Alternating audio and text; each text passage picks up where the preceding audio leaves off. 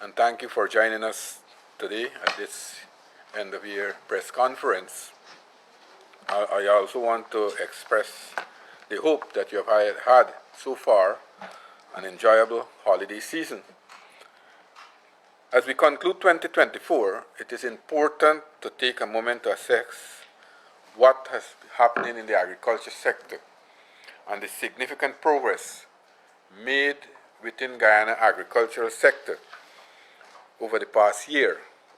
Despite adverse climatic conditions, drought, almost 7 months or more, our sector has demonstrated notable resilience, operational efficiencies, and sustainable growth. This year, we have successfully advanced key initiatives that began in 2020, supported by sustainable investment in infrastructure, technology, and research. This year's budget of $97.6 billion has been strategically targeted to enhance productivity, strengthen value chains, and improve the livelihoods of farmers and all stakeholders across the country. We are here today to present a detailed overview of the sector's performance, highlighting the technical advancement achieved, and discuss our strategic priorities for the coming year as we continue to position Guyana's agriculture sector for long-term sustainability and regional competitiveness. We should also remember not so long ago, we have lost just before or just after 2015, we have seen Guyana had lost its place in CARICOM. We have lost the leadership that Guyana normally gives to CARICOM in relation to this important sector.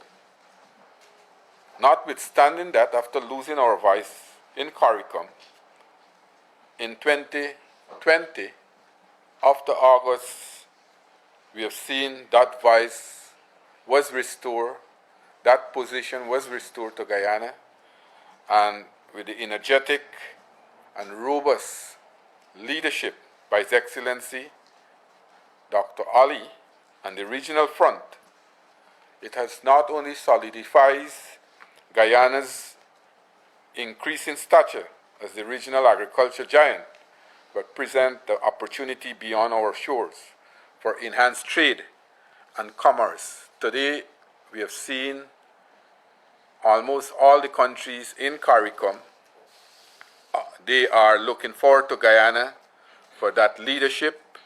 They are looking forward to Guyana in terms of harnessing their potential, because as we know, many of those countries, their economies were built on directly on tourism. We have also seen significant development and progress have been made by the PPP civic government together with the private sector and bilateral partners to invest in innovative, high-value projects that will enhance the agriculture sector to address the changing needs of the economy on a global scale. Through CARICOM and bilateral partnership, Guyana has expanded its collaboration with neighboring countries, facilitating knowledge sharing, research, and technology transfer.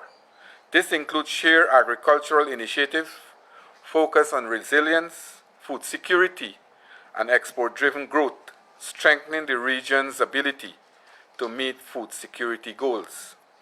Guyana had bilateral collaboration with a number of CARICOM member states. Some of those states are Trinidad and Tobago, Antigua, Barbuda, St. Lucia, Grenada, Barbados, St. Kitts, Nevis, to name a few. And on the international scene, we have seen engaged collaboration with international partners, some of which were Brazil, Chile, Cuba, United States of America, United Kingdom, Kenya, India, Israel, Mexico, United Arab Emirates, to name a few. If I could start with an important commodity for Guyana, rice. Under the PPP-Civic government, we are seeing improvement in farmers' investment in the rice industry in Guyana. With policies supported from the government, there have been improved output and improvement in the ability of the country to compete in the world rice market. Due to continued improvements in rice varieties, production practices, and milling efficiencies, Guyana continues to be a strong competitor in the world export market for rice. Rice production reached a record high of 725,282 metric tons, January to December 2024. And I want to say that this is a record-breaking production. Since the introduction of rice production in our country, we have surpassed the 700,000 ton mark. With an average national yield of 6.6 tons per hectare, the highest ever recorded in the country's history. We have increased yield from 5.7 tons in 2020 to 6.6 tons per hectare in 2024. For the last 4 years, we have seen an incremental increase in rice production. In 2021, we produced a total of 559,789 tons.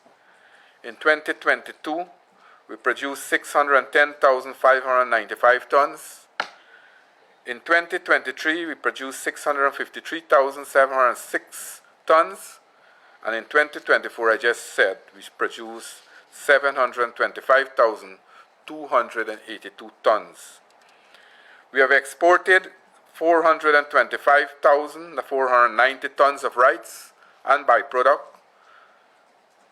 to 30 countries with a value of $254,036,050 United States dollars from January to December. We have also seen a number of new markets that we have captured. We have also seen tremendous improvement in the farmers' lot. For example, were able to settle the APNU-AFC mismanagement of the Panama and the Petro-Caribbean deal that was signed under the previous PPP-Civic government. When the APNU-AFC assumed office, these two markets were the two most lucrative markets for the farmers that were negotiated by the PPP-C government. They have lost those markets.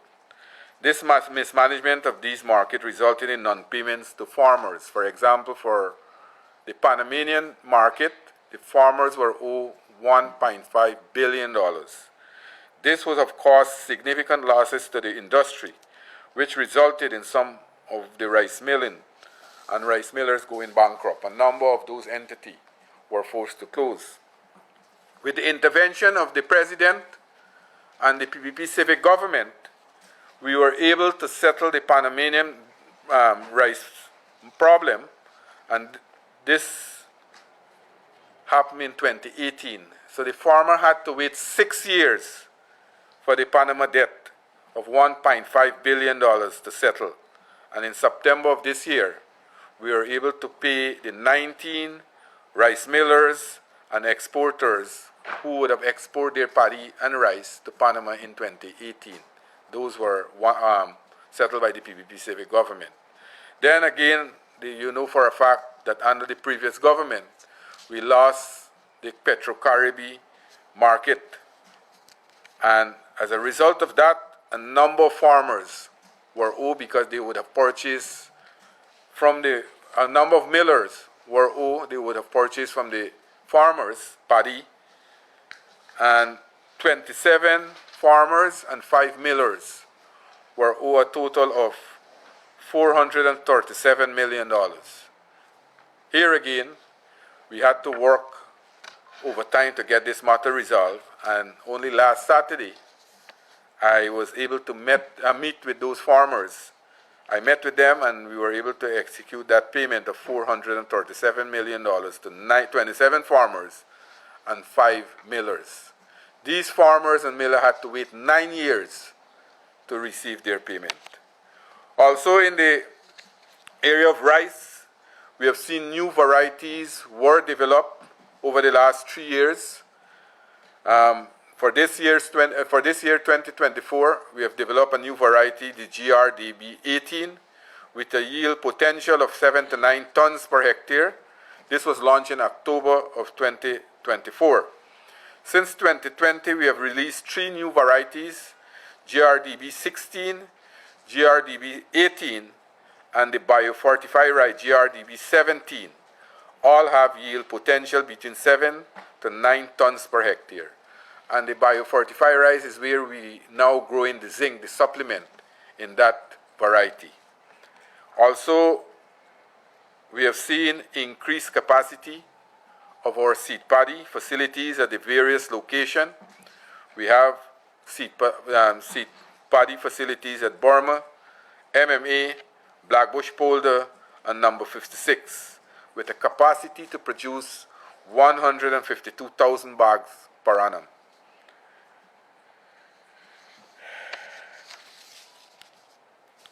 Government assistance. We have also, as I said, we must never forget what has happened to the rice farmers between 2015 to 2020.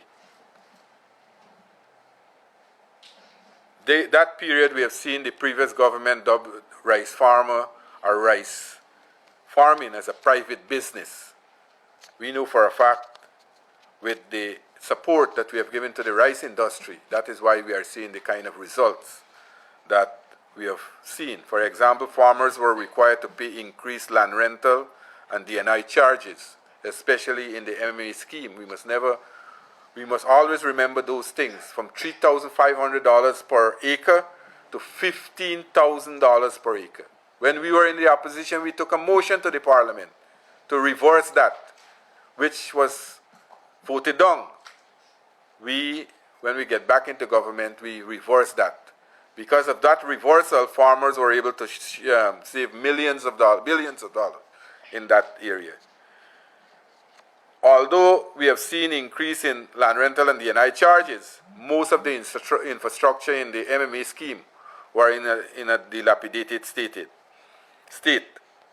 From 2022 to 2024, $1.850 billion were allocated to farmers in terms of support, fertilizer, seed, chemical, pesticide, and things like that. In 2025, we all know that the president has announced another $2 billion subsidies for fertilizer to be distributed to farmers, rice farmers, cash crop farmers. We have already put out tenders for that, and that will be done very shortly in the new year. We will start the distribution of those fertilizers to farmers. We have trained 5,221 farmers, received training from GRDB. These training sessions cover various areas such as pest and disease management, mechanization, possibilities, and crop management. We also targeted 146 farmers who had low yield, and we are putting them in a low-yielding farmers project, where we are working with them to develop their lot so that they can increase their yield per hectares. So that, by itself, in the rice industry, we have seen tremendous improvement. We have seen tremendous progress this year. As a matter of fact, for the first time, I want to say I'm very proud of it, that we have reached that level of production in rice. In sugar, we are very I want to be very objective here. We are very dissatisfied with the way we have been performing in sugar. 𝐾𝐞𝐚𝐫 have been performing. I want to reiterate what the president had said a few days back in an interview. He said that he has already read the Riot Act to the management of 𝐾𝐞𝐚𝐫. He said that also he let them understand that we are very dissatisfied with the performance, notwithstanding the difficulties that they have faced over the last year. We know that there was a serious drought issue that affected the growth of cane, but he has made it very clear that if the target for 2025 for scrap and the second crop is not achieved, then he will take drastic action. We will take drastic action to ensure that we deal with 𝐾𝐞𝐚𝐫. We want 𝐾𝐞𝐚𝐫 to ensure that they reduce their cost of production, they achieve their targets. That is why we have technical support. We have brought in technical support also for them. We have a set of technical expertise from India and Cuba working along with 𝐘𝐞𝐚𝐫. We have also seen that the mechanization program for 𝐘𝐞𝐚𝐫 has been intensified.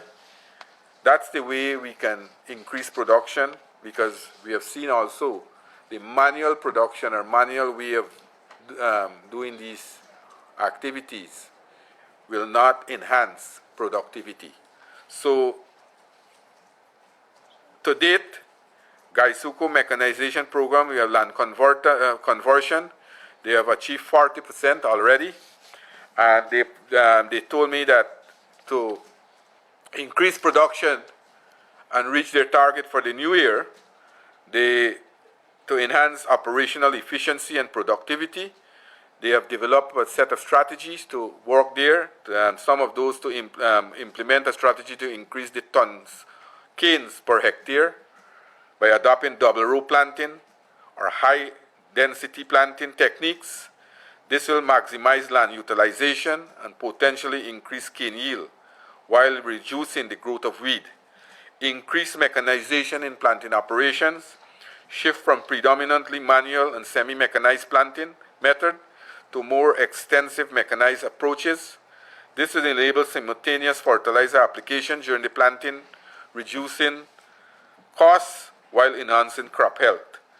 They will also procure these mechanical harvesters. They will procure 2 new billet harvesters in the new year.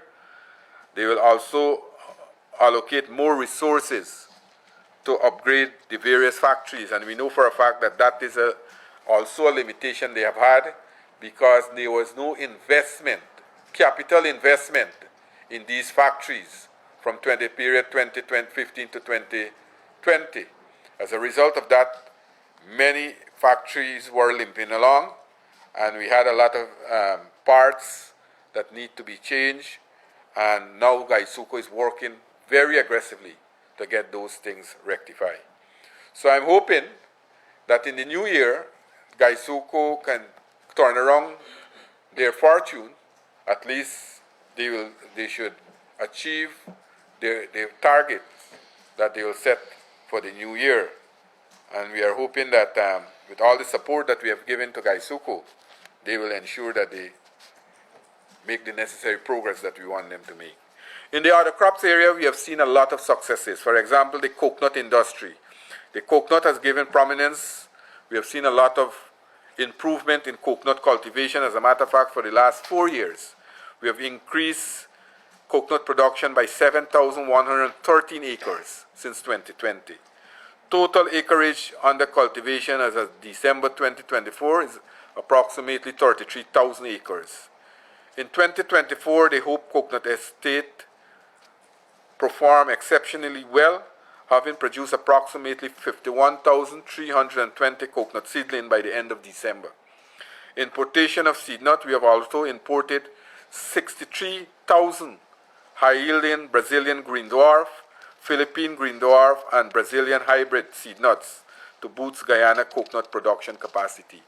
And we have been working with farmers across the country, especially places like the Pomeroon, to enhance coconut cultivation there. And we have had very good results from farmers there. As a result of that, we have seen increased production of coconut over the last 4 years. Also, we have seen a lot of value-added product being generated from the coconut industry. We are seeing now that the Hope Coconut Estate, they are producing coconut fiber and coconut peat using coconut husk through the year. This is to enhance the growth of the plant, helping farmers to enhance the growth of the plant. We have bought a number of machines, these coconut peat machines, that we are giving out to farmers across the country. In the area of other crops also, we are constructing a tissue culture lab at Nari, at Manripo there. We have signed a contract with the Energy Resource Institute of India at a cost of $402.5 million. Now, this project has commenced since 2020. Sorry, since the 20th of March 2024. The cost for the building is $179 million. With the equipment, will cost us $223 million. I am hoping, or we are hoping, that this building will be operational by the first quarter of 2025.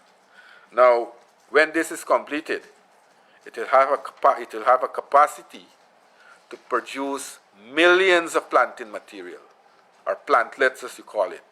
As it stands now, we are just producing just below 15,000 plantlets annually, because we have nurseries across the country, almost approximately 11 nurseries, but they don't have the capacity to produce like these. So this will produce, and this will be here a game changer for us, because it will produce a number of crops that we want, things like pineapple, plantain, breadfruit, sweet potato, coconut, blackberries, a number of other projects, even cane plants. This tissue culture lab will produce.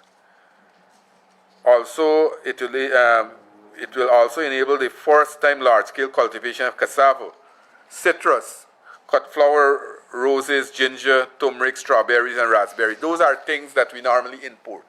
So this will help us to reduce our food import bill with the type of planting material that we will be producing at the tissue culture lab. And also this will be, these things will be produced with without any pests or disease. You know, these planting material normally attract these things. This here will help us to diversify Guyana's agricultural output and support the growing demand for both local and export market.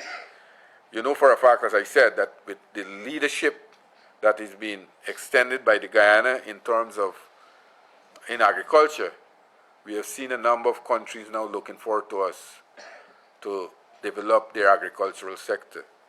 And what we are doing, as the President always said, that we are not only building these facilities for Guyana, but we are building it for regional countries also will benefit. We have seen in the crop like cassava, we have seen tremendous transformation. For example, over the last year, we have increased cassava yield from 18 tons per hectare to 30 tons per hectare. And we have seen massive production of cassava, this crop here. So much so that, for example, from 2019, we had 3,226 acres cultivated. In 2024, that has, we have doubled that to 6,000 acres. But the point is that we have doubled it to 6,000 acres, but then we have increased it from 18 tons per hectare to 30 tons per hectare. So we have produced almost 4 times the amount we used to produce in 2019. We are also building, as I am speaking here, a cassava processing facility at Parika. That area, Region 3, is an area that produces most of the cassava coming out of Region 3 areas like Parika, Bagdam. This will assist with over 200 farmers to process their cassava. The cassava processing factory has the capacity to process 20 tons of fresh cassava into cassava flour per 8-hour shift. So this will convert into 5 tons of cassava flour for the local and regional market. So what we'll be doing also, because there are demands for cassava flour, we'll be producing, because the amount of cassava we are producing, we'll be processing those cassava to make cassava flour so that we can use that also to export.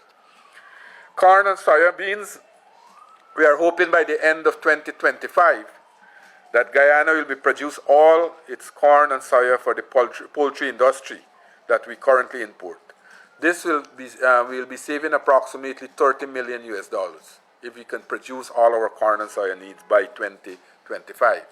For 2024, we have cultivated 12,000 acres of corn and soya. We are hoping by next year, 2025, this will increase to 25,000 acres twice annually with a potential for further expansion. To achieve self-sufficiency, Guyana needs to produce 25,000 acres twice per year. As I said, in 2024, we cultivated 12,000 acres. The government has undertaken substantial investment of over in the 𝐘𝐞𝐚𝐫 Savannah area.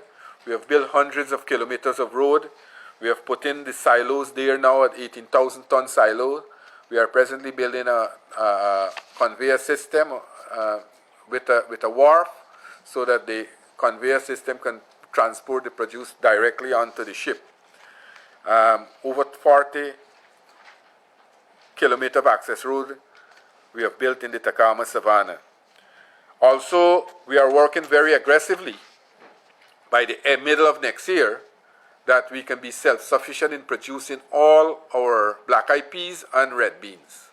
As I am speaking now, works are ongoing on roads in the 𝐾𝐞𝐚𝐫 area, where we are working with a private-public partnership. We have already have 2,000 acres of lands earmarked and for red beans and black-eyed peas in that area. Land preparation and application of limestone have already been completed there. As I said, 32 kilometers of the 34-kilometer road is completed. We are building a silos there, a silo with 15,000 tons capacity to store the bean. 200 hectares of black-eyed peas will be sold. The bean will be harvested in March of 2025. So I'm hoping by June next year, by mid-next year, we can be self-sufficient in producing all our black-eyed peas and red beans. We also, at NARI, we have a new soil chemical service, a soil laboratory, and those were commitments we made in our manifesto when we went to election to improve our agricultural sector, and now we have the capacity to do testing. This was commissioned in October of 2024, and we can do large-scale testing across the country, and NARI is on the verge of starting to do that, to work with farmers to ensure that we do these testing to know what type of soil and what type of crop the farmers can plant in those areas. In the shade house and high-value crop, the AEIP project, the Agriculture Innovation Entrepreneurship Program, 219 new shade houses have been constructed in 2024. The main beneficiary were farmers 96, AIEP Hot Pepper Project 25, Farmers Group 67, 21 in schools, Plant Nursery 6, Cocoa Coffee Nurseries 3, and Children Home Orphanage 1. 603 shade houses were constructed from 2021 to 2024. We also have the largest hydroponic farm in the Caribbean at Manripo. In line with Guyana's commitment to reducing our food import bill by 25% by 2025, NARI has partnered with Victoria Green, a private company, to launch an innovative hydroponic project. This initiative highlights the nation's dedication to sustainable agriculture and food security while promoting economic growth. The hydroponic greenhouse was completed in October of 2023 and features a number of new techniques. It has been fully operational, boasting a capacity to accommodate approximately 100,000 seedlings. That is capacity, 100,000 seedlings you can have. The facility is stocked with 22 types of vegetables, including 5 varieties of lettuce. Spice. A total of $50 million in planting material for all spices were distributed and over 2,000 farmers benefited. Ginger, we had a production of 8,632 metric ton. We are now constructing a building to house the ginger line in Region 1.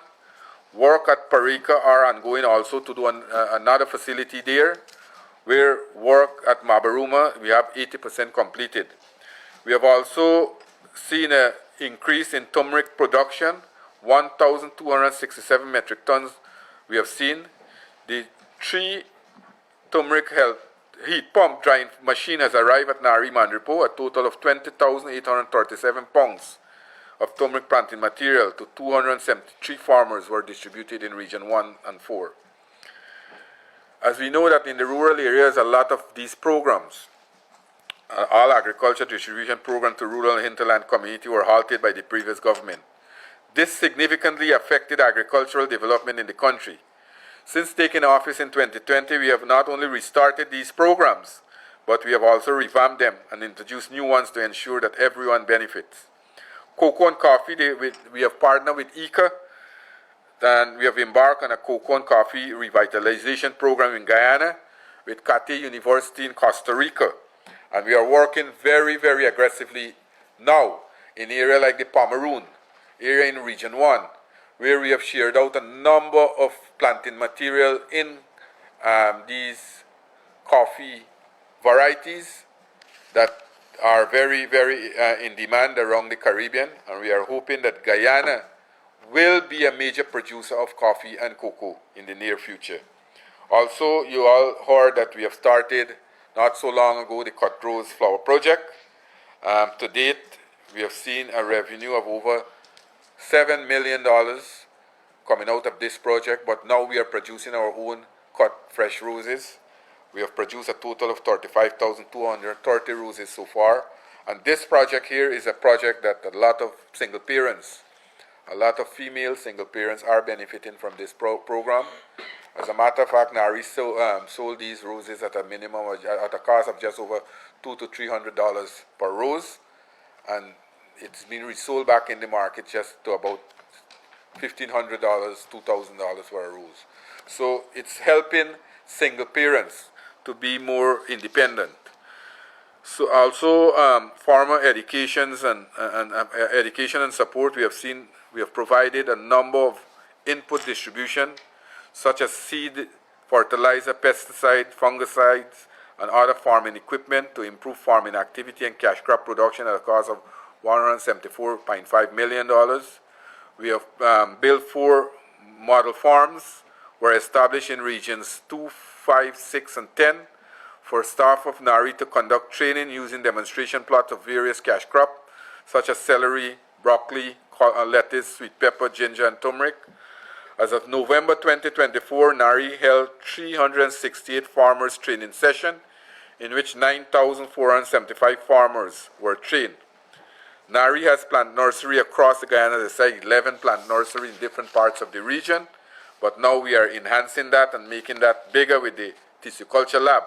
I am hoping that we can, as I said, produce these material not only for Guyana but across the Caribbean too. In fisheries, we have seen a number of success stories also over for the years. The fishing sector is an important source of livelihood, employment, food, and nutrition for a large number of Guyanese, as well as maintaining an export market for Guyanese fisheries product. Like many countries worldwide, in recent time, we have seen also, not so long ago, we have seen fisher folks in the fishing industry experience some issues, but over the last few months, we have seen catches increasing, and with the help of government to enhance these areas and work with fisher folks to find market for their produce, we have seen an improvement, a lot of improvement in these areas. So also we have recognized the importance of this sector. We have also, as this old saying said, not to put all our eggs in one basket. We simultaneously, whilst the fishing sector or the marine fishing sector were experiencing these problems, we also started to develop the aquaculture sector. And this here is a success story for us. Aquaculture now is a new industry in Guyana. We have seen the decline in aquaculture almost 6 times between 2015 to 2020. Now we have seen improvement. I will give you the statistics in a few moments to tell you how we have improved here. We have introduced cage culture. When the president talked about cage culture, when he mentioned it, many persons were laughing at him, saying that those things are for places like Vietnam, Thailand, and so. Well, we have introduced it in Guyana, and it has become a very, very successful venture. We had started the pilot project in Mashabo, Mainstay, and Lake Kapoi. We had 8 cages in those areas. Now those cages are making giving substantial help to people in those areas. Supplement the income. One cage is earning approximately $8 million annually. And if you look at our Facebook page, Ministry, or the President Facebook page the other day, we see a number of areas that they are harvesting these fishes, these variety that we are wearing in the cage, things like tambaki. We are doing a new variety of those. So, as I said, that we have seen massive transformation in the aquaculture industry. In the brackish water shrimp industry last year, we have seen an income of $1.8 billion in rural economy, especially in places like Region 6. This activity started in Region 6, it expanded in Region 6, and now we have other areas people are demanding. I think they went to Region 2 and Region 5, where we'll expand this program. But in 2021, the President called a meeting. The President called a meeting and said that, look, let us work with these people to see how we can enhance their livelihood, because they depend on this brackish water shrimp industry. At that time, they were producing 10,000 kilograms monthly. We started out to enhance their pond. We worked with them, and we had a program where we targeted a number of ponds in Region 6. And to date, we have completed approximately 1,400 acres, or 170 ponds in various areas in Region 6. And we were able to increase production of brackish water shrimp from 92,782 kilograms in 2021 to 1.28 million in 2024 kilograms. So in 2021, we increased from 92,782 that we started out with. In 2022, we increased it to 548,920 kilograms. In 2023, we increased that to 957,945 kilograms. And this year, we have increased it to 1.28 million kilograms. We have increased it. This year we have increased it. This represents an average increase in production of 194% per annum since the commencement of the 2021 project. As I said, this is an old industry. Over 100 years, people used to involve in these activities. As I said, the 𝐘𝐞𝐚 culture is another success here. We had 3 areas. We did the pilot project: Lake Mainstay, Lake Kapoi, and Mashabo.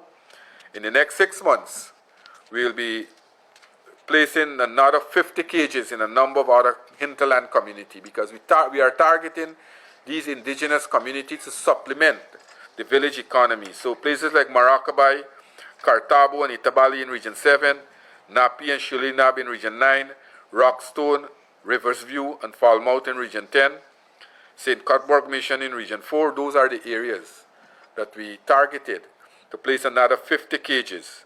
And this project will have significant impact in generating income and raising the enthusiasm of young people in this community. Also, we have started the production of prawns, Vanami prawns. We have a project at Anvawak, west coast of Berbice, and we have started there. We have 10 ponds, and now we are building our own hatchery. We have our own hatchery that will produce porous larvae that we'll have in those ponds.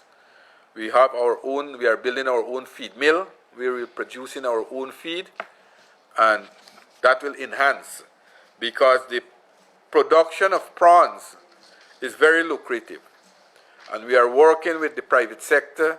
We are working with a number of young people. As a matter of fact, only this morning I had a discussion with the officer that's responsible, and we'll target some young people in Region 5 and 6 to commence a project there so that they can have that project going on for themselves. Also, in the landing site program, we have rehabilitated a number of landing sites, over 100 landing sites across the country. We have improved the facilities there with washroom. We have built sheds. We have built wharf. We have put in solar lighting. We have built ramp in our office building. Again, in 2024, another $300 million was expended for the enhancement and development of all fishery landing sites in Region 2, 3, 4, 5, and 6. Right here in Georgetown at the Meadowbank Wharf, we are now spending approximately $200 million. NDIA, they are executing some work there. We are doing a brand new wharf at Meadowbank. We are doing sheds there so the fisher folks can have proper facilities. We are doing a tarmac. We have put in washroom facilities. We are changing the entire aesthetic there to improve that facility. And also, we have a 24-hour security there. So people are now more comfortable going to that area there because that is the main fishery area in the capital city. And I am hoping that in another month time from now, we can recommission that and develop those facilities. Other major works we have also done at places like Dikendren, Metamerzag, Ogle, Abari, Blairmont, Mandripo. We did Rosignol. We are now doing a new fishery facilities at Rosignol, a wharf at Rosignol. We have built a ramp at Rosignol. We are now doing storage facility for the fisher folks there. We have constructed landing facility at Blairmont. We have constructed a large facility at number 79 and the Quarantine, where fisher folk had their place earlier and it was destroyed. Now we have rebuilt a fishery facilities there with wharf, office building, land space, and we are working in a number of other areas to enhance the operation of the fishing activities in our country. We are purchasing these remote monitoring devices, and we are giving to fisher folks to put on their vessels so that we can track them. And we have seen a reduction of piracy over the last 4 years. Because of these devices we have placed and give to these fisher folks, we can always track their vessel, which part of the ocean they are fishing in with. We have also had a number of outreaches and with fisher folks across the country. So generally, we have been working very closely with both the marine industry and also the aquaculture. Now the aquaculture industry is becoming an industry for us in Guyana, where a large number of people are employed. Under the Guyana Livestock Development Authority, we know for a fact that when in 2020 when I became Minister of Agriculture, this area here had starved of funds. Unlike that, we have seen many new programs we have started there. We have started a new program in this country called Embryo Transfer Program, where we have a company, we have signed a contract with a company from Brazil, now that they are doing these embryo transplant. We have our farm at the Ministry of Agriculture, GLDA farm at Ibini. To date, they have done 238 confirmed pregnancy with 58 calf already aborted. So this here embryo transfer is a sure form of getting your animal pregnant and also getting your delivering on these calf. The black belly sheep program, you know, many questions sometimes you've seen social media ask, well, we receive all 1,000 black belly sheep from Barbados. To date, that has increased to 536 now. So we have collected from Barbados 1,000 black belly, 744 ewe, and 256 rams. To date, that has increased to 536 more. So we have 1,536 black belly sheep at our facility. But besides that, we have worked with 158 farmers. The program that the President would have launched at Region 5. We have these farmers in the program, 158 farmers were benefited from this program where they were given breeding rams, where they were given other black belly sheep so that they can also work along with GLDA, and at the end of the period they will supply back to GLDA either a ram or a ewe, small. So we're working very aggressively. As the President said that with Barbados and Guyana, we want to develop a brand in Guyana because we have a lot of New Zealand lamb and Australian lamb coming to this part of the world. Imported, we have also imported breeding bulls, and to date we have had 248 calves from those breeding bulls that we have given to farmers across the country. Pasture development, we have developed, or we are in the process of develop 28,000 acres, upgrading pasture facilities in regions 3, 5, 6, and 10. In our Black Giant program, we have distributed 116,734 birds. This has been a success story right across the country. The Black Giant chicks have been in demand. We have been working in various communities across the country, and we have been giving out these chicks, and it has been increasing tremendously. For the first time last year, we started our hatching egg programs.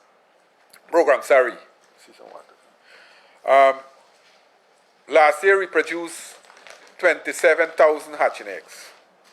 Notwithstanding, Guyana is importing approximately 53 million hatching egg annually.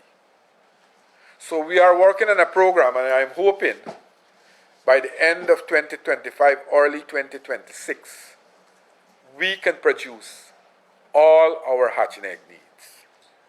We have increased that production this year to 144,886 hatching eggs, broilers hatching eggs. But we are far away from the 53 million. But what we'll be doing shortly, we have started the program. The breeder program we have started in 2023, but that will be intensified in the coming months. So in another 6 months from now, we will be setting up facilities so that we can produce by the end of 2025, early 2026, all our hatching egg needs in Guyana. That will save us tremendously. That will save us tremendously in terms of importing hatching eggs. And you know for a fact that the poultry farmers in our country also sometimes get a serious problem in importing these eggs. They have to go to various parts of the world. We also drill a well at Manripo to take care of our livestock there. We established 6 5-acre pasture at Kaboa, West Coast Berbice. We have also we did a feeding lot to fatten animal prior to slaughtering.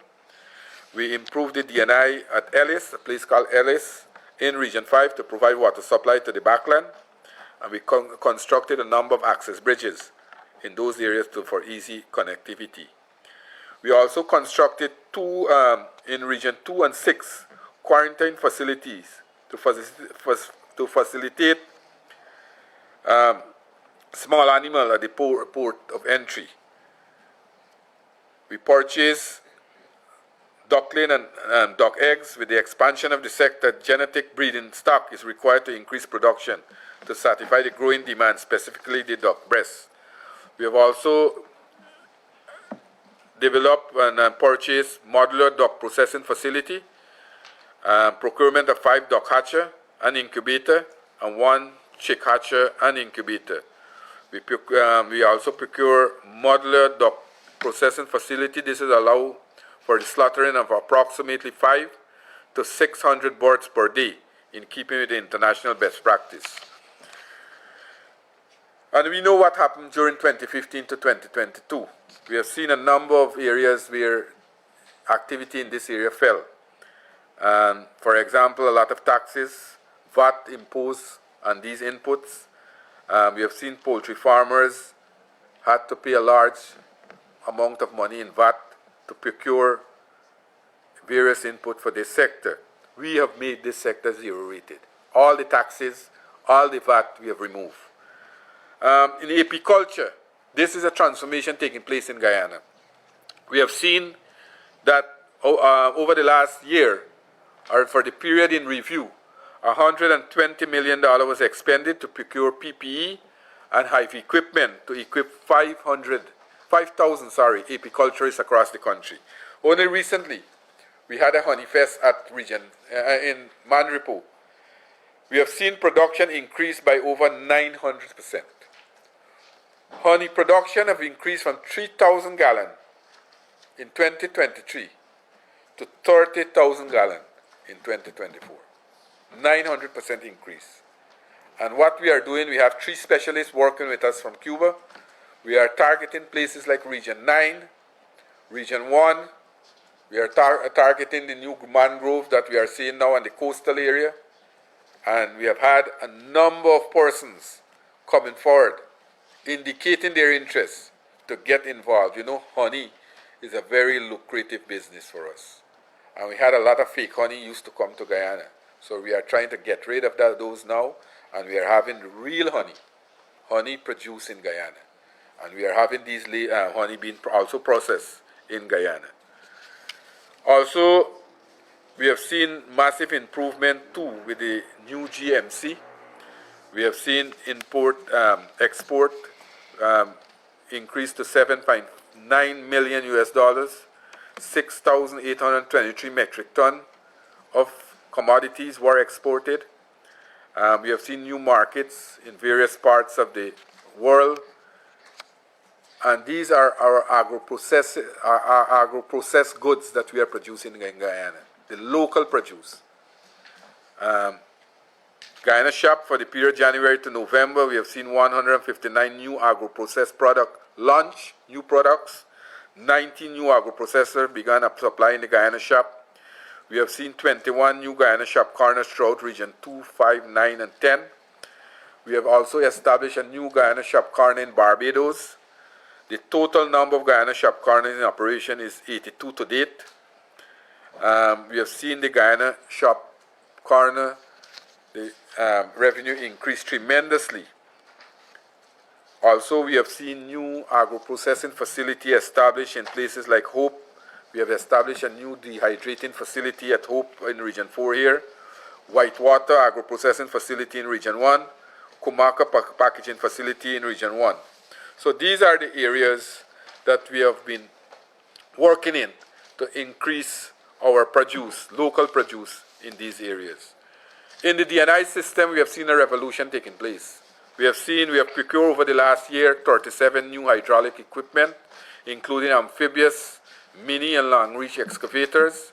This will contribute to rehabilitation and maintenance of the D&I system across the country. Places like the Pomeroon, we have seen thousands of acres of land being developed in the Pomeroon. We know for a fact that that area used to encounter serious difficulties in flooding. We have started a process there where we start to improve the bed and drain. We start to lift the farmer's bed so that they could avoid flooding. We have did block drainage in the Pomeroon, but more importantly, we have expended approximately $500 million to dredge the Pomeroon River. So we're having better facilities there. We have already put in 4 excavators with a pontoon, and another pontoon is expected within 6 months to be permanently in the Pomeroon River. And a number of areas will be, all the areas in the Pomeroon, because we want Pomeroon to be one of our premier agriculture area once again. We want to make it very, very productive. And things like coconut, citrus, coffee, cocoa, those are the crops that we are targeting in the Pomeroon area. The root crops, things like dasheen, sweet potatoes, cassava, sweet and other root crops we want to grow in large scale there. In the area of drainage, we have seen our capacity increase. To date, we have commissioned pump station with an investment of over $1.8 billion in places like 𝐘𝐞𝐚𝐫, Andrews, Greenwich Park, Adventure. In addition to rehabilitation of the Montrose pump station, we will also, in the next month, commission new pump station at Trafalgar on the west coast of Berbice, Liliendal, east coast of Demerara, Canals number 1, and the Montrose pump station. These here will increase our capacity to close over 2,000 cubic per minute to drain our system. So our system capacity in the drainage system is increasing tremendously. We are still trying to work with the contractor who would have supplied to the previous government those small undersized pumps, as I term it in the Parliament, fire engine. Until now, those pumps are not operable. Those pumps are not operable, and we are working I have engaged the AG's office. We have been working very closely to get those pumps replaced by the contractor that has supplied. We have a number of farmers have also benefited from work in places like the Pomeroon, places like Baracara. We have clear land there. As a matter of fact, in Baracara, we did new drainage system in Baracara. We dug new canals. We have put in new drainage structure. We have clear lands for farmers. We have worked with the farmers to develop their livestock sector in that area.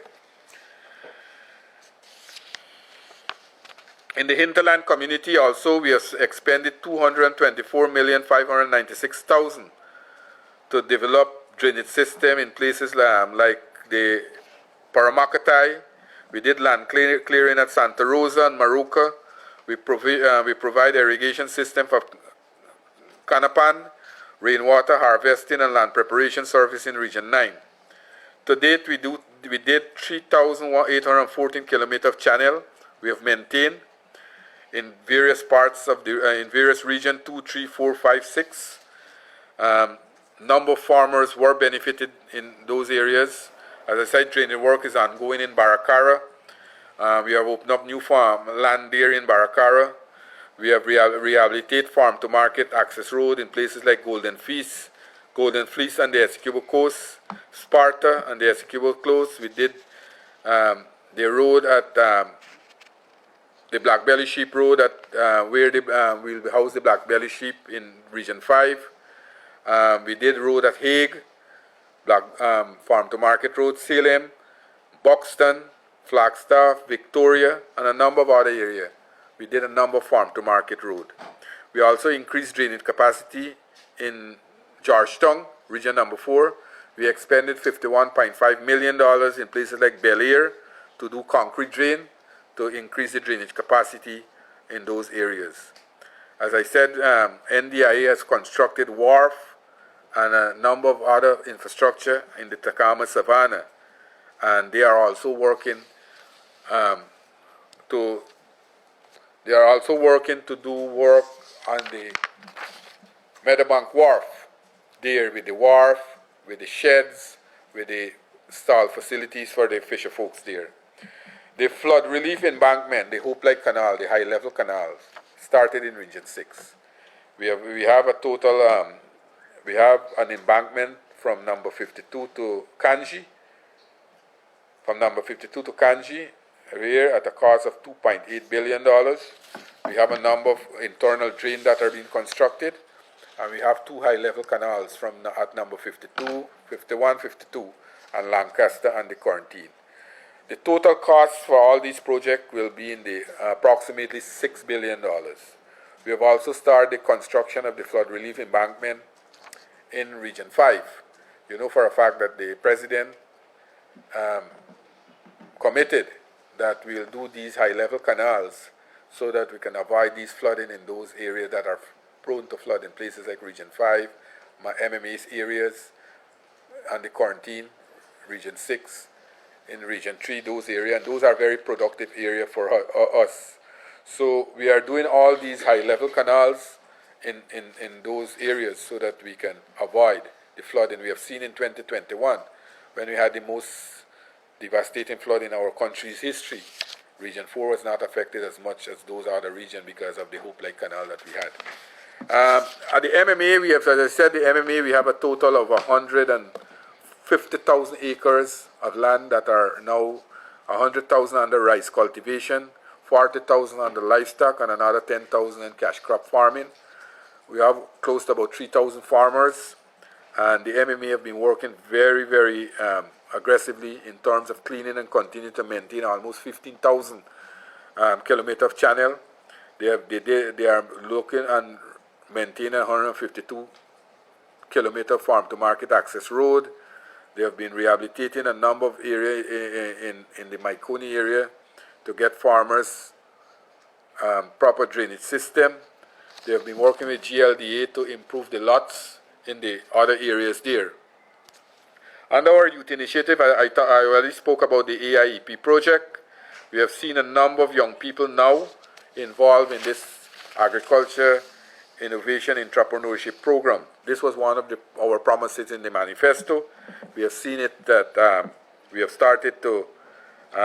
seen this program aggressively being pursued with a number of young people. And to date, we have a number of shade houses that were built across the country. At Mandripo, we have 52 shade houses that have produced in it things like cauliflower, celery, pepper, and a number of other produce being cultivated there under this program. And these young people are shareholders of this company. So at the end of the year, to date, they have an income of $32 million already generated from this project. They will be given dividend. At the same time, they are making their living. People who have went to the University of Guyana, to the Guyana School of Agriculture, and they were never involved in agriculture.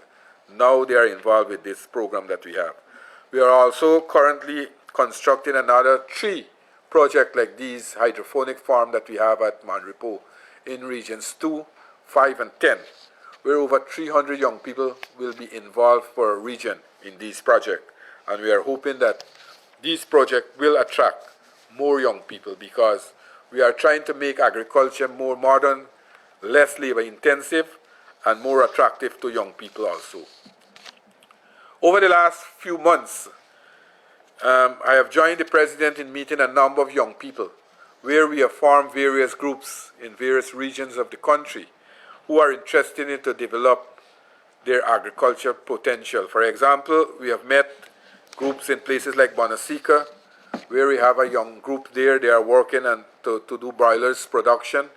They have already completed their pen, and they are working with GLDA to develop their plots there.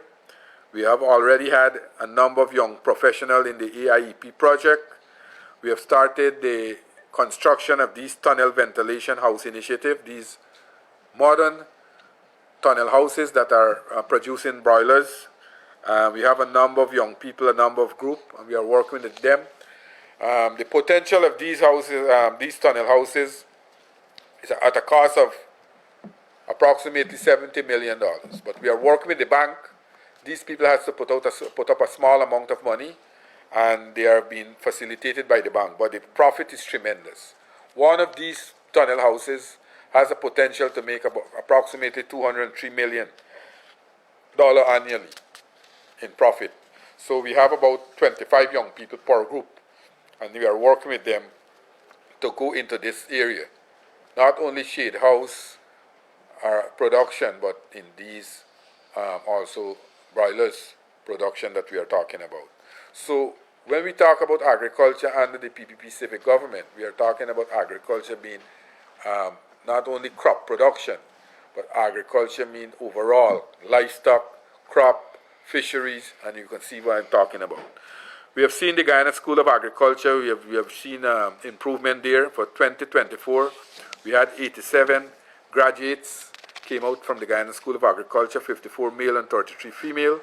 But very shortly, we'll start the broader aspect of it as part of the broader food transformation, empowering women, youth, and marginalized group.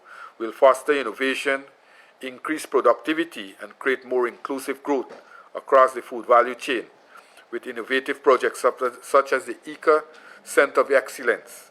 We will be building a Center of Excellence there. This will enhance education, foster innovation, and will embrace digitalization in our food ecosystem. The Center of Excellence will also offer specialized training in the latest agricultural techniques, technology, and practices. It will be a hub for agricultural innovation, promoting research and development in the area of digital agriculture, precision farming, and the use of advanced technologies. There will also be a space to develop innovative, technology-driven solutions to address challenges in the agriculture and rural development.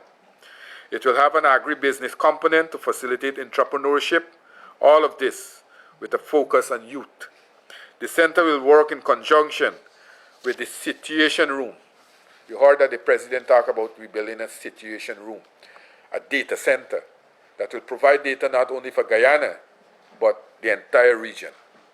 So recently, Cabinet have given their no objection to this project, and in the coming year, in the new year, this project we will start work on these projects, the Center of Excellence, the Fab Lab, the Disabled Lab, disabled farm, and also the Situation Room. The disabled farm, what I am talking about, is a farm that will build for people with disability. It will be so technology driven that they will themselves will operate this farm. They will earn their income from this farm.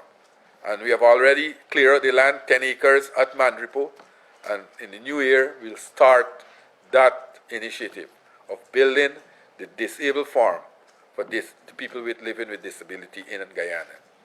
That will be a force for the Caribbean. The Center of Excellence also is will be a force for the Caribbean. And then the Situation Room for the entire Caribbean, we will have data there so that we can share it around the Caribbean country. And I have a number of other things. I know we have been going on for some time, right? But I still got a 20-page more here to go along with. Right? And you see, I just summarizing these pages. But hinterland development, this has been also another good success for us. We have seen places like Oriala, Siparuta, Mainstay, Wayaka, Mashabo, Bethany, Baracara, Baramita. Those areas, we have seen tremendous improvement in terms of crop. For example, Oriala, we have worked with the farmers there to do a 20-acre pineapple cultivation. We are working with them to develop their passion fruit industry. We already shared out 400 passion fruit seedling. We did a number of other seedling to the farmers there. We are working in them to develop their cash crop, their fruit cultivation. In Siparuta, as I said, we are working to develop the root crops, the pineapple areas. We are working to develop other cash crop. In Wayaka, Mainstay, we have already working with them there. They have a nursery there. They have 20,000 passion fruit seedling under that nursery presently. We also have a poultry program with them there. They have their cage culture going on there. Mashabo, we have 10-acre pineapple farm working with the community in Mashabo. In Bethany, we are working there to develop their peanut industry. We are working them with the turmeric planting material that we are giving them there. Baracara, we already supplied to Baracara 10,000 planting sucker. We are already giving them corn seed for 10 acres. We are working in them to develop also the red beans industry in Baracara and a number of other areas like the root crops, sweet potato. Baramita, we work with the village council in Baramita. We develop a 10-acre where to do citrus planting, citrus plants, 135 orange plant, 130 tangerine, and a number of other coconut and soursop. And we are working with the coffee, as I said, in those hinterland community. Under the IFAD program, we have expended $377,326,000, and we have developed a number of areas in regions 1, 7, 8, and 9. We did rainwater harvesting, we did livestock project, we did a number of farming area, we developed agro-processing facilities. I just mentioned Whitewater, place like the Deep South in Region 9, Region 8. Those are some of the areas in the hinterland. I know for a fact that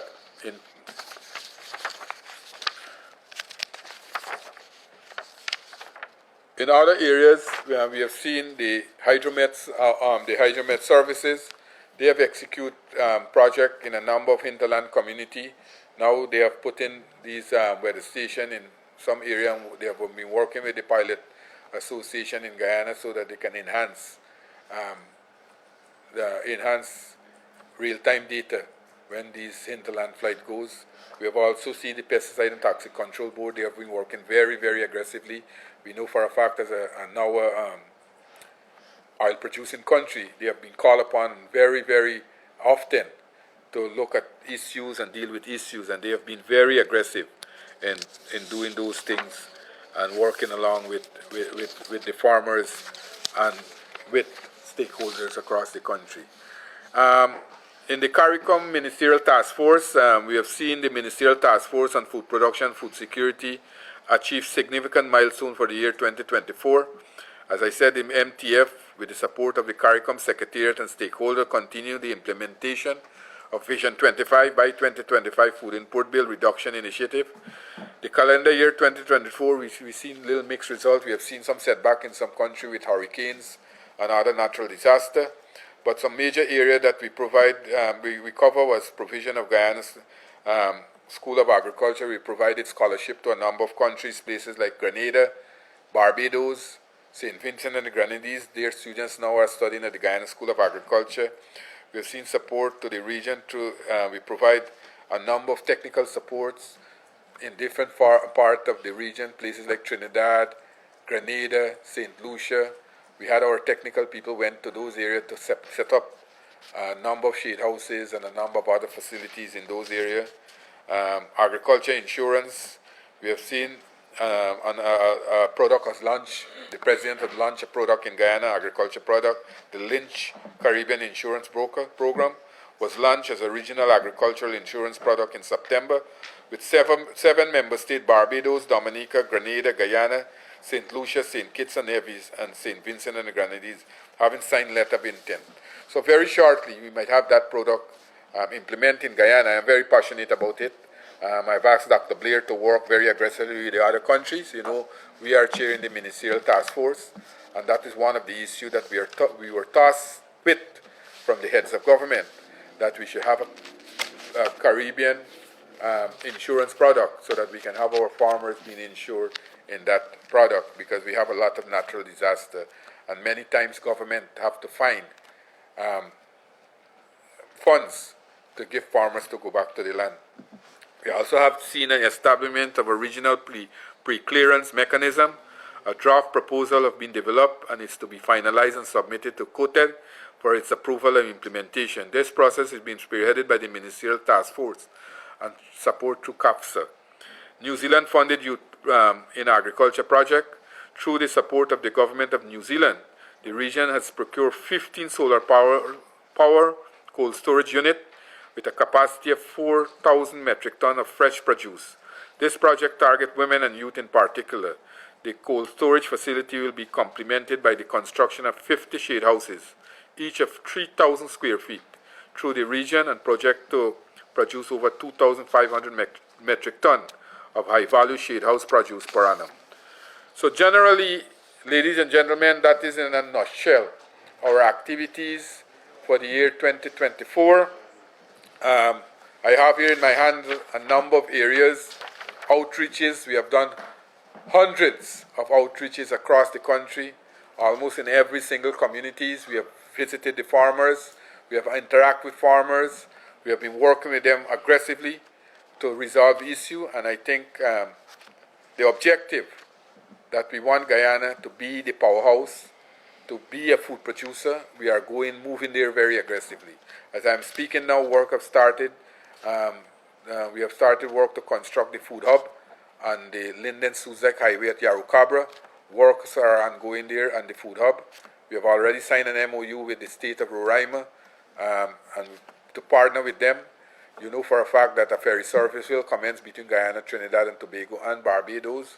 When it comes to Guyana, we have to have that produced. We have been working very closely with countries like Barbados, Trinidad and Tobago, and the Eastern Caribbean country. They are looking to Guyana to import our fresh produce going into those countries. But the problem of transportation is a bugbear for us. But we are working to get there. And I think now that the entire Caribbean, Guyana is being seen as a leader, as a giant in terms of agriculture, with the leadership that our country is giving to CARICOM, with His Excellency ideas. And I think now that you are seeing the political will of the Caribbean leaders in following to reduce the food import bill. I think we have made tremendous progress over the last 4 years. The PPP civic government, our objective, our vision is to make Guyana that area where we can reduce as much as possible our food import bill. As it stands now, we have been producing almost 60% of the food that we are consuming. We have increased tremendously now. That has gone a lot. We have started the production of corn and soya. We have started the production of high-value crops. I just mentioned a number of them: broccoli, cauliflower, carrot, lettuce, in large quantities. We have expanded our coconut production. We have started the production of prawns, Panama prawns. We have increased brackish water shrimp. We have started the cage culture in our country. We have seen increased catches. We have developed the landing site across our country. We have seen record-breaking production in rice to 725,000 tons. That's an achievement for us. And in all the area except sugar, we have seen massive transformation taking place. And I think we are on the right track, and we'll move there directly to make Guyana that food hub that we want Guyana to be, the breadbasket again for the Caribbean. I will pause here, hand you back to the moderator. Thank you very much, Minister. You'll all agree that that was indeed a very comprehensive report on the business of agriculture in Guyana. We now allow for questions. I'm advised you're also allowed follow-ups, at least one follow-up. Go ahead. Good afternoon, Minister, and everybody else. Livestock, please. Back in 2022, Guyana and Barbados were set to establish a food terminal. Could you provide an update on that? That food terminal is still ongoing. As a matter of fact, now we have seen a private sector get involved, and the construction at Brown Ponds in Barbados is ongoing, and that is still a project in progress, and we are hoping that that could be finished by the end of next year, so we can have that. We also have and I should have mentioned this too, the same company that are now part of that project between Guyana and Barbados. That company also will be coming to Guyana to set up a facility, a Trinidad company, and we have already working very closely with them. So it will not only be a project between Guyana and Barbados. It will be Guyana, Barbados, and private sector. Go That's another question? Okay. Can you please provide the 𝐘𝐞𝐚 and what are the shortfalls? Well, if I could say, just let me see. I believe I have something here on 𝐘𝐞𝐚. The sugar production is just over 47,000 tons. They would have a shortfall about almost 21% shortfall. Right? I'll give you the exact figure in a minute. 47,100, how much? 123 tons. Right? So as I said, we are very, very dissatisfied, but there were a number of factors. For the first crop, I think that 𝐘𝐞𝐚 would have produced just about 6,000 tons. 7,000 tons, as against 16,000, right? Yeah. So you could see, because you had stunt growth of cane, you had to get more cane to make a ton of sugar, for example. Normally, the real, or the most real thing was to get about 9 to 12 tons of cane to make a ton of sugar. But because of the stunt growth and the weather pattern, and cane is a different kind of plant, you get about 14 to 16 tons of cane to make a ton of sugar. So that is the reason you had this fall short. But with the new variety that 𝐘𝐞𝐚 have now, with the kind of double row planting, and with all that I explained just now that they gave me, we are hoping that they will make the target next year and improve their lots. And I said we will be very, very stringent on 𝐘𝐞𝐚. We want to ensure that 𝐘𝐞𝐚 perform. And also in the new year, we'll see some changes in management of 𝐘𝐞𝐚 at various estates. They are already contemplating to move managers. Some managers will come out of the system. So they themselves, without our intervention of involving to move anybody, they themselves have looked to see, to assign people in the area that they can perform better.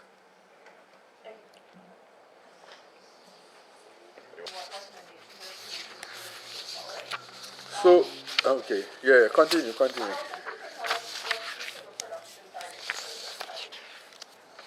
All right, first of all, the sugar Peter tell me exactly, but it should not be less than 100,000 tons, right? Not be less than 100,000 tons. Now, these technical people that came from Cuba and India, they are specialists in agronomy, mechanical engineering, and a number of other areas like you know, most of these that packaging and things like that. But we can give the spec. Who has the spec? Women? Yes. You got the spec? What are these? Just mention it. Yes. These. Just what they qualify in. What they qualify. They are mechanical engineers, electrical engineers, Agronomists, technologists, and one more? mechanical engineers. Mechanical engineer. 5 categories. And these are the categories that 𝐘𝐞𝐚𝐫 are falling short. Yeah, I think they have been working with 𝐘𝐞𝐚𝐫. They are working in management, and I think some of the recommendations they have implemented already. Women, you want to mention some? Yes, we are looking to prepare a factory to accommodate belated harvesting fields. More so, these are things that are on board. You know what is the belated harvesting? The cutting short like this with the mechanical harvesting, right? The cutting like this. So that will, in terms of get in the factory, to put the factory in that thing to grind those canes. So the factory guys, we are focusing on that in relation to cane carriers, and so that's to feed the factory with the cane. There have to be some new regulations. So they've made some recommendations, and we're working on that. Also on the factory in terms of efficiency, we want to make some recommendations on with regards to the field, given we are intensifying our mechanization program.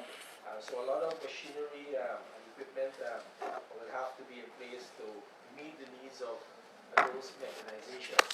So they are assisting us to develop some of the equipment that are needed.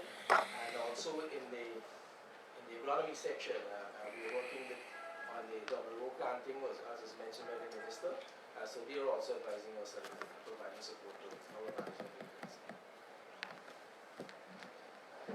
Ryan, Evening News. In your early presentation, you mentioned new rice markets, so basically markets, and for the new year, what new markets is the industry? Well, a number of areas. We had some market in Africa, we had some market in Europe, and we had some CARICOM market. Because the most lucrative market for us now is the European market, right? And let me be very frank with you, most of the millers are exporters that export are looking towards that market. Notwithstanding, for this year we had market in places like Angola. We had, let me just get the thing, but we had some European market, and overall, GRDB has been working with a number of areas to find market, and our missions across the world, right? They are also finding market for us, our various missions. We had market also we had Angola. Last year we had a number of market in a number of African countries. We had new market places like all the Caribbean countries. You know for a fact, you call me sometime and tell when we had issues St. Kitts and St. Vincent and so. So almost the entire Caribbean now we are supplying. The entire Caribbean, we supplied some to North America, we supplied to Europe, we've gone into Africa now. Right? In light of the President's recent announcement about the innovative farm, can you provide an update on this project? Well, that is it. I just spoke about it. That is this innovative farm that I spoke about at Manripo, the 10-acre. We already cleared the land there. Cabinet have given there no objection. We'll start the project shortly. And not that project alone. That is one of the 4 projects. The innovative farm, as I call it, disabled farm, the Fab Lab, the Center of Excellence, and the Situation Room. Those are the 4 areas that the President always spoke about.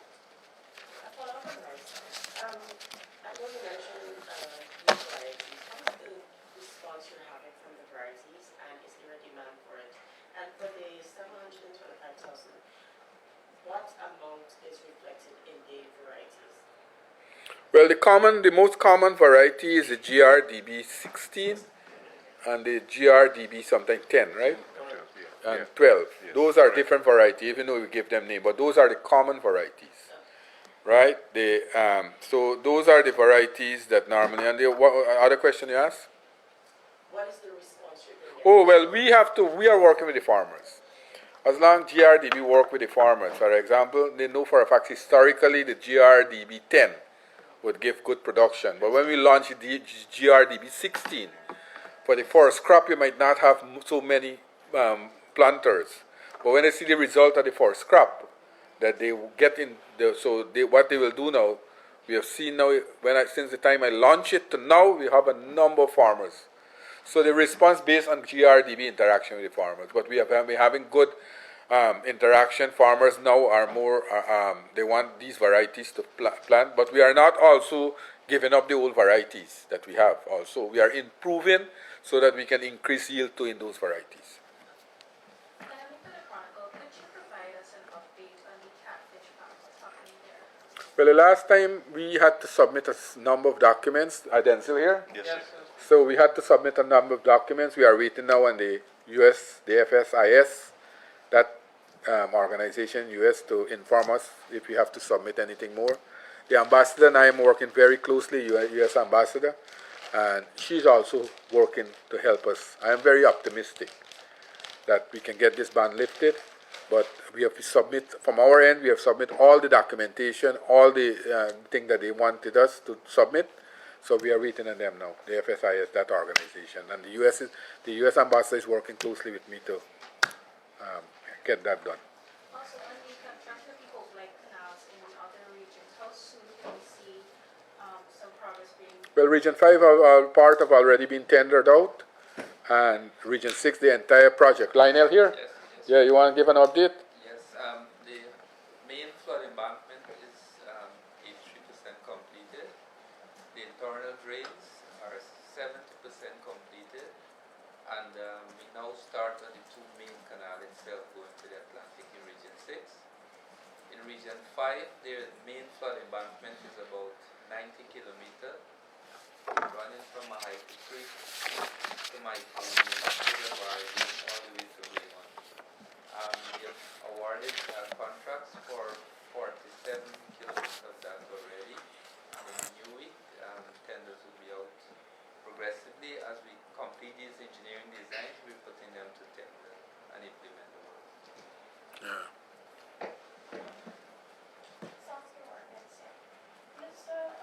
With the setbacks from Hurricane Beryl in the region, I know a plan of action is supposed to be developed. Could you say where are we at this point? And is that plan of action going to help us achieve the 25% reduction next year? Well, a few countries were affected with these hurricanes and natural disaster over the last few years. I am hoping still we can reach our target next year in reducing the food import bill, because Guyana is moving aggressively towards that. The last time I we received a report, was the last heads of government that we had in Guyana, was about 77%, Doc? 12% reduction. 12%. Dr. Blair, who is working with me and CARICOM. Yes, tell me what is it? Yes, Minister. At the last check, it was 12% reduction in real terms on the food import. The entire Caribbean. So you heard that, In real terms. right? So Of course, ITC that way. that was earlier this year, in February, when we had the heads of government meeting at the Marriott. I did the presentation of a report to the heads of government. That time that was here. So we would have gone more aggressively.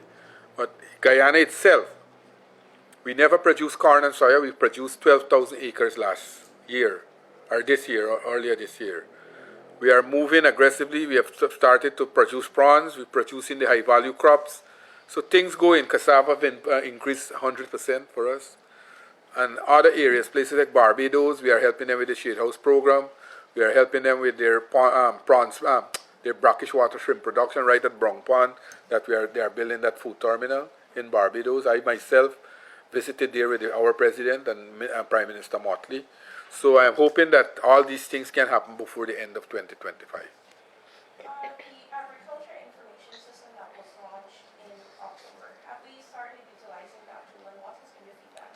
And when can we see the hubs being completed? We have a number of hubs already operational. Natasha, Yes. you want to give us an update, please? Yeah, so it's an internal system, so the AIS is operational, the extension officers are in the system and verifying farmers, and the hubs are already in operation.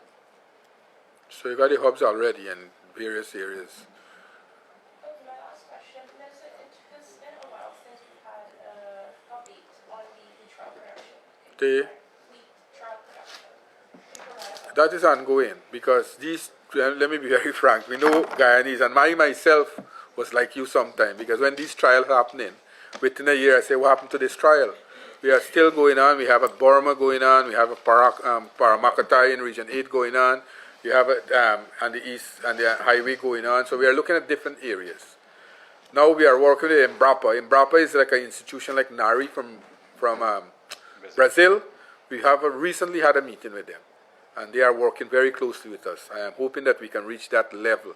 You see, when you do these trials, you can know because part of it was successful. You have to have a trial where you have 90-95% success rate before you start it out. And that we are working on aggressively. We still are having that trial, and that is continuing.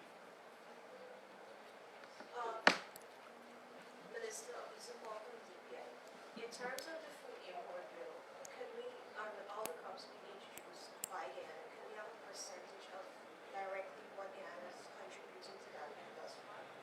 Well, we have had a number of products contributing. Dr. Blair, you want to give us an update?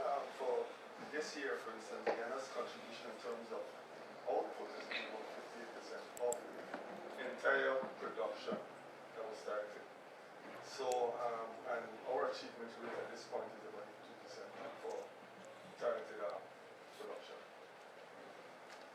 And you will find also in our country, with what is happening, for example, like when we have a new industrial oil and gas industry, you have more people, you have more demand for better produce, quality produce. That is why we built an abattoir in Region 5, which will be commissioned shortly, where we'll have specialized cuts. We have already built a food safety lab at Manripo, which will be commissioned shortly, where the Food Safety Authority will come into being. All the food and drugs activity that they are doing now will fall under the Food Safety Authority. We have to take back the bill to Parliament for some amendments, and after that it will come into being. So all these things are coming to being because of what is happening with the development taking place in our country. With a lot of people coming also to work in our country, we are seeing now more demands for food produce and food product. So when you used to produce 10 tons of something, you have to increase that by 20 tons. You understand? So that is what we are doing to work with. Go ahead. Minister, could you provide an update on the state of the hemp industry? Yeah. So soon we'll see the establishment of the hemp. Well, the board have already been nominated by cabinet, give them the approval to the board, no objection. I already have the member, and the new year that board I will meet and form that board. And the regulatory authority, that board will comprise of that board, and then we'll name the CEO, and we'll get started. So just in the new year, as soon as the new year break, I'll get the members have already been identified. Go ahead. Just a few more questions from you. The first, on the 25 by 2025 agenda, there's been a lot of talk about trade barriers, particularly in relation to what happens in Trinidad. Can you perhaps in a couple of days, it's 2025, can you tell us what's going on? So, now because year 2025, we have been working with Trinidad, you know that, for a very long time. So I have a technical team from my ministry working with Trinidad directly, their technical people, to remove these non-tariff barriers. I think we have been making much progress because even the Prime Minister came to Guyana and said that we have to have more products from Guyana going there. The major issue is honey. You know the honey issue with Grenada and Guyana and those honey going to Trinidad. But I think we have been making progress. This team, the technical team, is headed by the Director General from my ministry, and is meeting with the technical people in both Barbados and Trinidad and Tobago. We have technical teams working to remove all these non-tariff barriers. I'm hoping by very shortly, and we are making progress. For example, in Barbados, a number of products from Guyana have already started to go to Barbados. We have been working with Trinidad to remove some of those areas that they have been affecting our trade, and we are making progress there too. So I think very shortly, as you rightly said, we are moving there aggressively. My final question, if you could just perhaps give us the average annual cost of importing the hatching eggs, 53 million. We get that cost? Huh? About 40 million US dollars, right? So if we can produce all our hatching eggs, then we'll save approximately 38 to 40 million US dollars. And if we can produce all our corn and soya need by next year, another $40 million. So with those two products alone, we'll save approximately $80 million in food import bill right here in Guyana.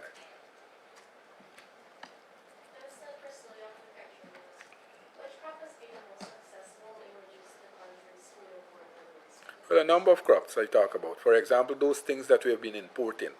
Those are the crops, or those are the produce that cost us more and take revenue out of us. So things in like the high value crops in 2021, we imported $2.6 billion in high value crop, broccoli, cauliflower, carrot, lettuce, those things for the hospitality industry. That has dropped tremendously now since we started the Shade House program, since we started the Agriculture Innovation Entrepreneurship program. They are producing it there. These young people are selling directly to the hospitality industry, places like the Marriott Hotel, and so they are selling. So that has been one of the products that have had tremendous decline in terms of import into our country, those high-value crops. Also, other areas that we used to import, we are looking now to produce. We have already did a 10-acre onion trial.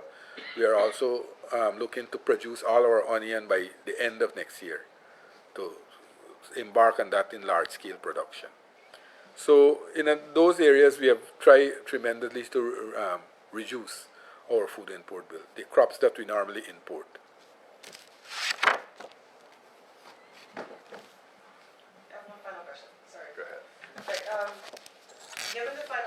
given the current physical appearance of the Bellevue and Port Royal pump station, do you think you'll be completed within the next year deadline, being September and July? I am hoping so. They are still in the contract period, and I am hoping. I have met with the contractor, with the chairman of NDIA. I have read the riot act. I say that we are not giving any extension. We will, what we did with other projects, implement liquidated damage, and they have to complete it during the period. So I'm hoping to ensure that happens. All right. On behalf of Mr. Mustafa and his team in the Ministry of Agriculture, I'd like to thank you all for taking the time to come over. We want to wish you all the best the rest of the season. I'm told that there's some refreshments available for you, so please dig in. Every one of you, hope we see you next year bright.